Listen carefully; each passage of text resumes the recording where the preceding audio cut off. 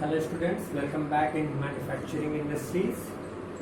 This is the third video of this chapter, and today we are discuss about classification of industries.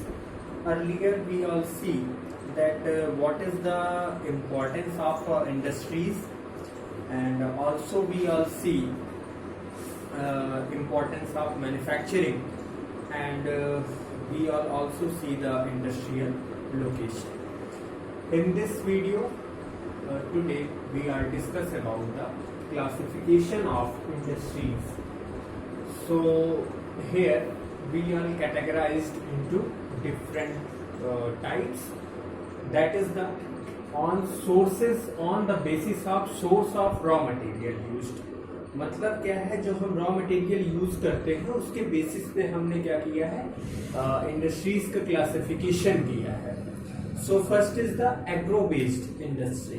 तो जो पहला classification है on the basis of source of raw material availability के basis पे अगर हम बात करें तो first is the agro based. और एग्रो बेस्ड में कौन कौन सी इंडस्ट्रीज आती हैं यहाँ पे दिया हुआ है, जैसे कॉटन है, वुलन है, जूट है, सिल्क टेक्सटाइल, रबर है, शुगर है, टी है, कॉफी है, एडिबल ऑयल है. So these are belongs to agro-based industries. Okay. Next is and you all know that these industries are based on agricultural raw material. तो ये सारा जो भी मटेरियल्स है, चाहे कॉटन हो या वुलन हो, जूट है, सिल्क टेक्सटाइल है, रबर है, शुगर है, कुछ भी है, तो ये सारा कुछ कहीं ना कहीं हमको कहाँ से मिलता है, एग्रीकल्चर से मिलता है, कृषि से मिलता है, और that is known as the agricultural raw materials. Okay. Second is the mineral based industry. Mineral based industries में कौन कौन से हैं? आयरन एंड स्टील इंडस्ट्री हो गई, सीमेंट इंडस्ट्री हो गया, एल्यूमिनियम हो गया, मशीन टूल्स हो गए, पेट्रोकेमिकल्स हो गए. So these are the some examples of the mineral based industries. अब यहाँ पे क्या है, आयरन स्टील से रिलेटेड चीजें यहाँ पे बनेंगी, सीमेंट बनेगी जिससे हम अपना घर बनवाते हैं, इंडस्ट्रीज का भी निर्माण होता है सीमेंट से, मतलब कोई भी इंफ्रास्ट्रक्चर हमें बनाना है तो इसके लिए जरूरत पड़ती है. Next is aluminium. हम यूज करते हैं, यूटेंसिल्स में भी यूज करते हैं, अदर यूजेस भी होते हैं. मशीन टूल्स, जो भी मशीनरी हम यूज करते हैं, ये भी टूल्स सारे कुछ बनते हैं, that's belongs to mineral based industries. Okay. Next is अब according to their main role, अगर मेन रोल की अगर हम लोग बात कर लें तो basic or key industries which supply their products और raw materials to manufacture other goods. तो ये सब हम क्या करते हैं, रॉ मटेरियल्स लेते हैं और उसके लिए बदले में हम क्या करते हैं, इसे मैन्युफैक्चर करते हैं एक नया प्रोडक्ट बनने के लिए.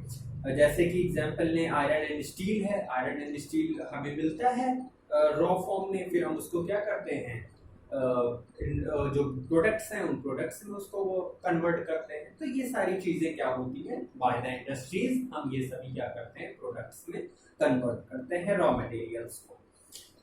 Okay, next is if we all see then consumer industries that produces goods for direct use by consumers. कुछ ऐसी भी इंडस्ट्रीज हैं जो डायरेक्ट ह्यूमन बींग्स क्या करता है, यूज में लाता है. जैसे शुगर केन से क्या होता है, शुगर बनती है.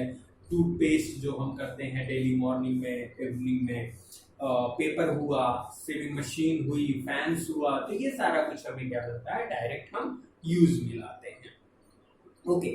Next is on the basis of ownership. Ownership की अगर हम लोग बात कर लें तो public sector, first is public sector. और public sector you all know very well that is owned and operated by government agencies. तो इसकी whole sole responsibility public sector की किसकी होती है, जो गवर्नमेंट है उसके ऊपर डिपेंड करती है. यहाँ पे कुछ एग्जांपल्स हैं, जैसे BHEL Bharat heavy electrical limited है, SAIL है steel authority of India limited है. So these are the some examples of the public sector industries. Second अगर हम लोग बात करें, that is the private sector industry. अब प्राइवेट सेक्टर नाम से ही पता चल रहा है, that is owned and operated by individuals और अ ग्रुप ऑफ पीपल. तो इसमें क्या है, इंडिविजुअल भी प्राइवेट सेक्टर की इंडस्ट्रीज को प्लान कर सकता है, साथ ही साथ जो है ग्रुप ऑफ इंडिविजुअल्स भी इसमें क्या कर सकते हैं, इंडस्ट्रीज को रन करवा सकते हैं। अब एग्जांपल के लिए अगर हम लोग बात कर लें तो जैसे डाबर का प्रोडक्ट हम लोग खरीदते हैं, डाबर हनी हुआ, डाबर च्यवनप्राश हुआ, डिफरेंट टाइप्स ऑफ, तो टिस्को हुआ, बजाज इंडिया लिमिटेड हुआ, तो these are the some examples of the private sector industries. Okay, next is joint sector industry.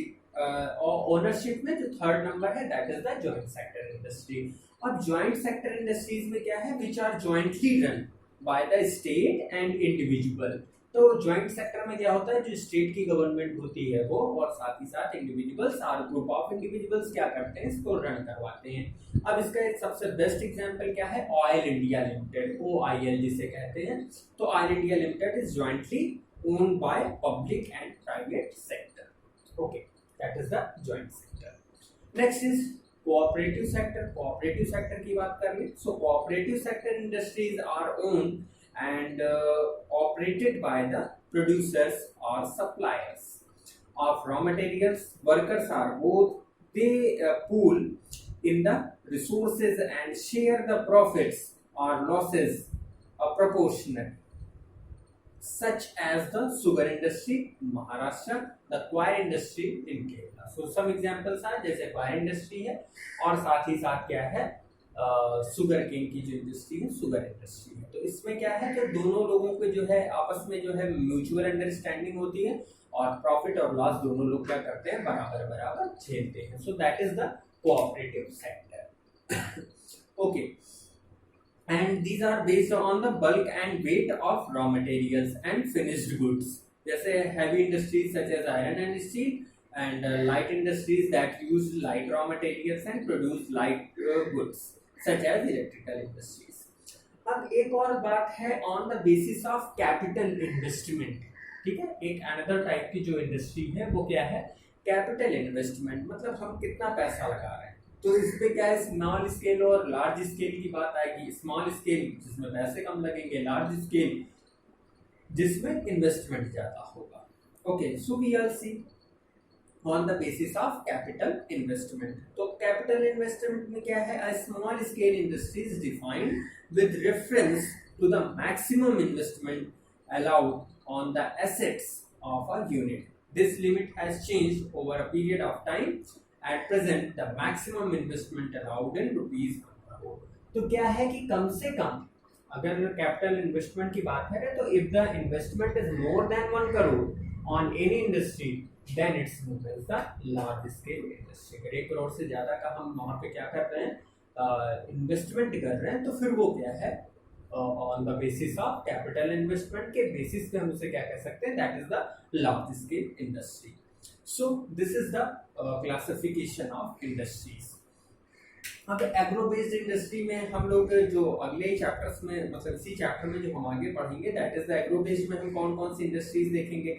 Textile industry हो गई, कॉटन इंडस्ट्रीज हो गई, these are the some examples of the agro based industry. अब jute textile हो गया, sugar industry हो गई।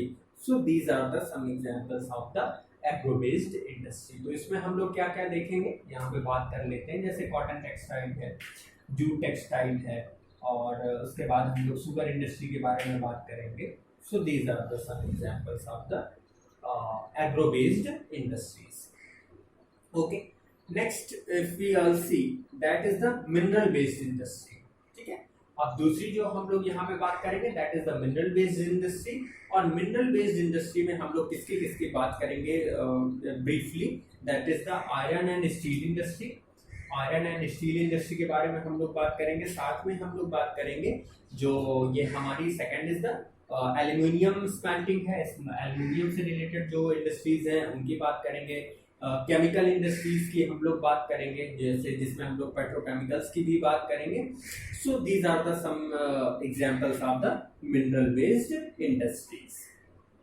Okay, also we all see the fertilizers industries, automobile industries, information technology and electronic industries। तो इन सारी चीजों की भी हम लोग क्या करेंगे, इसमें बात करेंगे। और फिर लास्ट में हम लोग देखेंगे कि कैसे इंडस्ट्रियल पॉल्यूशन हमारे इन्वायरमेंटल डिग्रेडेशन के लिए एक इम्पॉर्टेंट रोल प्ले करता है, और हम कैसे इसको कंट्रोल कर सकते हैं। दो इम्पोर्टेंट टॉपिक हैं इस चैप्टर में, कैसे हम कंट्रोल कर सकते हैं इन्वायरमेंटल डिग्रेडेशन को, साथ ही साथ कैसे इंडस्ट्रियल पॉल्यूशन हमारे इन्वायरमेंट को डिग्रेड करता है। This is the important topic that will be coming in your examination. So students, when we are meeting in next video, we are discuss about the agro-based industry, and first we are take the cotton, jute and sugar industry. Okay, thank you so much students. When we are meet in next video, we are discuss about the agro-based industries. Thank you so much.